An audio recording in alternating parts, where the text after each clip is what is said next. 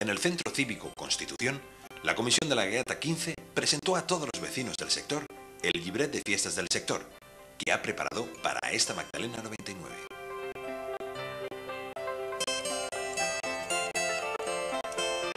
Bona nit i benvinguts tots a aquesta acte de presentació del llibret que aquesta associació ha preparat per a la Magdalena del 99.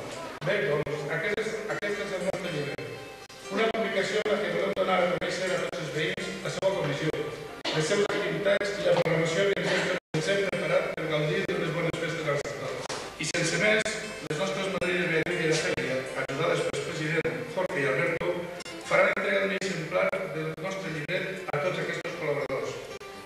I d'igual manera que comença el llibret, anem a començar nosaltres.